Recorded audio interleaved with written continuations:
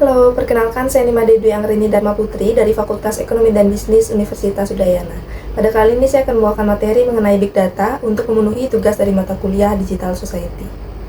Jadi secara sederhana, Big Data merupakan sekumpulan data yang sangat besar, kompleks, dan juga beragam yang tidak bisa dikelola dengan cara yang tradisional. Jadi data ini berasal dari berbagai sumber, contohnya dari media sosial, ponsel pintar, sensor, dan juga dari transaksi digital yang terjadi di setiap detik di seluruh dunia.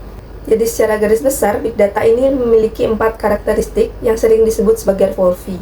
Yang pertama yaitu ada volume yang mana menggambarkan jumlah data yang besar.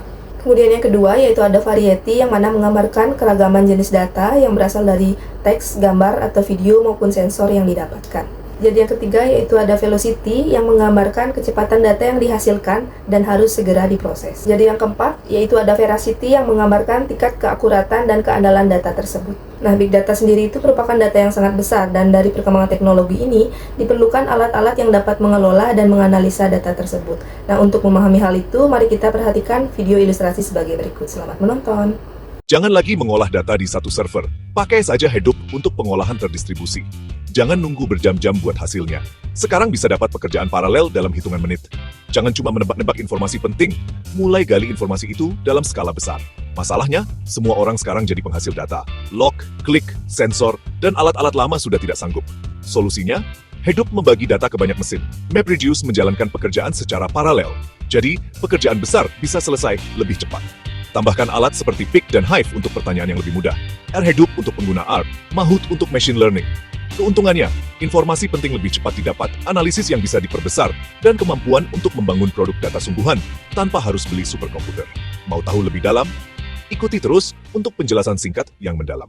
Nah, jadi apa sebenarnya manfaat dari Big Data tersebut?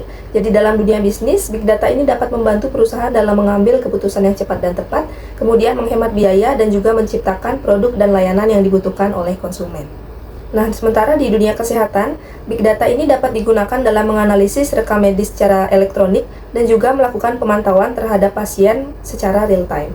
Nah, terlepas dari hal tersebut, Big Data ini juga memiliki beberapa tantangan, seperti contohnya keterbatasan teknologi, kemudian kebutuhan akan teknis yang lebih tinggi, dan juga isu privasi dan keamanan yang harus dijaga dengan ketat.